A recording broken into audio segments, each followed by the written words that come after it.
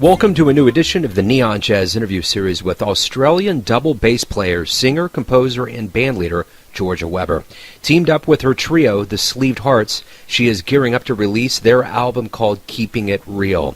Combining experimental jazz with post-punk and indie rock influences, the Australian-born artist mixes traditional jazz with modern creativity, the quirky with the beautiful, and more on their 14-track album, due out on October 4th, 2019. The single, the very first one from this album, called House and Just My Name, hit all digital streaming sites on May 24, 2019. After graduating with her Bachelor in Jazz double bass performance from Queensland Conservatorium, Griffith University, she fronted a pop-punk band in Brisbane. From there, she moved on to New York City in 2013, where she performed and recorded with many artists and even learned from the likes of the legendary bassist Ron Carter. She's got great stories, so get to know her and dig this interview, my friends. So, Georgia, thank you for taking a minute out for Neon Jazz today. I appreciate it. Thank you for having me. So let's go ahead and start off here with your trio, the Sleeved Hearts. You are coming out with a new album, Keeping It Real, and I want to talk to you about this venture, and I want to know, what was the artistic vision for this album? Sure. So all three of us that play in this group are trained originally as jazz musicians and still play a lot of jazz. But I was really, a couple of years ago, reflecting upon how vocal jazz and instrumental jazz has changed to become sometimes more about improvisation than about the song form itself.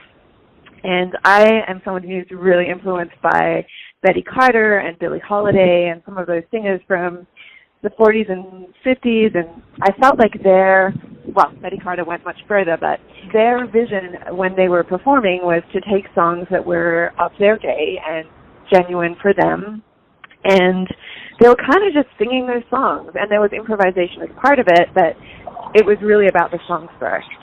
And so the idea was for us to play music that was true to our day and true to us, and original compositions, as well as we do cover a couple of things, but to try and approach it with a feel that was very contemporary and sounds that were very contemporary, but still maintaining improvisation as a really strong component of what we do. So it was kind of trying to think of the principles of song form and improvisation of song form, but to take away the idea that just because it's jazz, it has to be swing, or it has to have a particular type of harmonic language, or even improvisational vocabulary. We were trying to keep that really contemporary. So that was a long answer. No, and that's great. That's exactly what I was looking for. And what I want to know next is, what do you want the listener that buys this album to get from this experience? How do you want them to feel? Well, I really just want it to be the feeling of the song. I want each of the songs to tell a story. I want the feeling to be more about what the song is about than hearing skill, if that makes sense. And don't get me wrong, Kenji and Nathan are phenomenal musicians, and you will be blown away by their playing, but we're trying to always make it first about what is this song about, what mood are we trying to get across in this, what's the story we're telling, and then make everything else tell that story. Right on. So you were born and raised in Brisbane, Australia. I was. So talk to me about growing up in Australia, how you got into jazz, and kind of how things started moving for you. So my parents were huge jazz fans, and so I really grew up listening to jazz. Just like every Sunday morning, Dad would put on like Herbie Hancock, and that's what I'd wake up to. And so that was always a big part of growing up. Neither of my parents were musicians, but they were just real music lovers. And so I had started playing instruments when I was like maybe 6 or 7. I played piano, and I started playing clarinet. And then the school that I went to offered a string program when I was like 13. And I knew that if I went home and said to my dad, hey, I really want to play violin, he would have been like, absolutely not. But if I said, hey, I want to play double bass, he would have been like, great, let's do that. So that's what happened. And with that, I just found myself really drawn to the instrument, and everything else kind of faded away over time. And I just got more and more into playing bass and more into jazz and working with original music in a lot of different genres. So yeah, that's how it all started. Right on. So you went to university, and it said that you were you fronted a pop-punk band. How did that evolve? How that evolve into jazz? Sure. Yeah, I went through jazz school. I went to the Conservatorium in Brisbane, and I mean, my parents listened to jazz, and I love jazz, but I was growing up when, like, Blink-182 was a thing, you know? So that was really the music that I loved just as a teenager growing up. And so when I was in jazz school, I realized that there was, like, a whole bunch of us that were closet punk fans. And so we kind of got together and formed a band that was, at that stage, kind of a weird punk band anyway, because we were all really jazz musicians trying to play punk rock, which is its own thing. Just over time, I guess, with my own songwriting, I've just kind of let go of, I don't know if the influences are deeper and more integrated or if I've let go of them more. So when I write songs now, I try and just take everything together and, again, tell a story and not think too much about, is this a pop song? Is this a punk song? Is it a jazz standard? It's just a song, and we play it with a dynamic improvisational style. You made it to New York in 2013. Was that always a goal of yours to get to America, or did it just kind of happen? No, it's definitely a goal. I feel like I first got it in my blood like 2008, 2009, and it was really about, I wanted to come to New York because it was where so many things for me had happened, you know. The Village Vanguard was like this, I'd grown up listening to the Bill Evans Village Vanguard records and like all of these amazing artists, and I really just wanted to be in the place where all of that happened, and I wanted to learn from people that would really give me a good kick and really push me, and I've been very privileged since I've lived here to learn from Mr. Harvey S.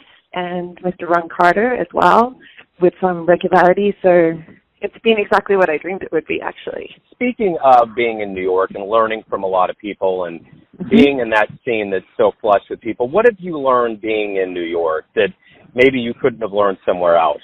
Musically, I feel like actually living in the States is really where people come to learn to swing. And I realize that's kind of funny because I'm talking about how I'm not doing that now. But when I've played in Australia and in different countries when I've traveled, it's just a different concept of what swing and what groove is. And that was actually a lot of what pulled me here, because as a bassist, I really wanted to get inside that sound and learn how to do it properly. Because there is a way, there is a strategy, but it's like a history and like an education that's passed down here that isn't in other places. So I feel very privileged to have had that musically. And I'm only just beginning. I mean, I think all musicians feel like they're just beginning their journey of learning, and I'm still learning myself, but I've learned a lot already here, so I'm thankful for that. And personally, I think New York is just one of those places where you're surrounded by people that are just working so hard and just going for it, and the standards are very high, and we expect a lot of ourselves, and it's really driven me to just keep trying, even when you're sort of tired or discouraged. You look out the window and there's people like rolling their bass down the street in a blizzard, and you're like, okay, get up, do some practice, get out there. Yeah, so that's been a really beautiful personal experience. What do you see your future as? Do you want to consistently release albums, or you want to do solo work, stay with the trio, travel more? What do you see? I would like to keep releasing albums. I would like to next year do some touring and maybe look at festival work with the trio. All three of us, though, are pretty busy session musicians. So Nathan, in particular, the last 12 months, I've barely been able to have play because he's been on tour pretty much all the time with Blast Against the Machine and also Roach and Sylvan. So it's sort of hard getting us all in the same place. And I think it's healthy to play all kinds of different music all the time, and that gives us something to keep bringing back to the work that we do together. But yeah, I would like to make this project more of a focus than it has been the last few years. So this is the first step. Release right the on. record. Yeah, you bet. So what was one of the first live jazz shows you ever saw that really, really moved you? So one that had in fact, I think the one that made my final decision that I'd go to music school, the head of the jazz at the Conservatorium that I'm at now, he wasn't then. He was actually studying at Manhattan School here, is this beautiful piano player called Steve Newcomb. And he came over and was at Manhattan School with Will Benson and Thomas Morgan, and I'm trying to remember the name of the drummer that was on that night. But he brought that band back to Australia, and they toured through. And seeing Thomas Morgan play was just like life-changing for me. Like I was trying to make, it was sort of at the age where I was trying to decide if I was going to go through music school or do something else entirely, and that show for me just kind of made it. So that was probably to this day, one of the most influential performances in my life, just because it literally did change my decision-making for the rest of my life. So yeah. Thank you, Thomas Morgan. Right on. So why do you love jazz? I love that it's never the same twice. I love the ability to create mood in so many different ways.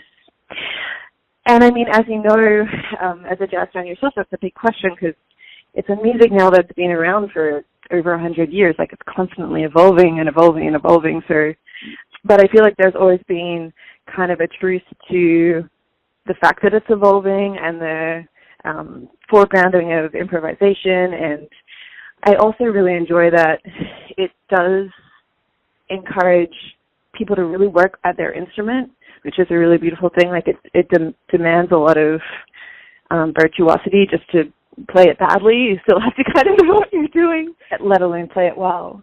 Yeah, I guess that's a few things. Yeah, absolutely. So this is my final question for you, and I want to know this. Everyone has their version or interpretation of who they think you are, your family, your friends, and your fans, but you know yourself best. So who do you think you are? Oh, that's a question. That's a great question, Joe. I really have to think about that. I'm a fairly quiet person, despite how much I've just talked. I'm fairly introverted, but I don't know, I'm a very happy person. I know I write about sad songs, but I guess I'm kind of an eternal optimist and an eternal romantic, and just like to kind of go quietly about things and learn and explore. Right on. That's great. Yeah. I love that answer. Hey, thank you for taking some time out to talk to Neon Jazz, and good luck with the album. I appreciate it. Thank you so much, Joe. Thank you for having me. Thanks for listening and tuning in to yet another Neon Jazz interview, where we give you a bit of insight into the finest players and singers in Australia, New York City, Kansas City, and spots all over the world, giving fans all that jazz. And thanks to Georgia for her time, her music, and her stories. If you want to hear more interviews, go to Famous Interviews with Joe Domino in the iTunes Store. Visit neonjazz at youtube.com. And for everything Neon Jazz all the time, go to the neonjazz.blogspot.com. Until next time, enjoy the jazz, my friends. It's not quite the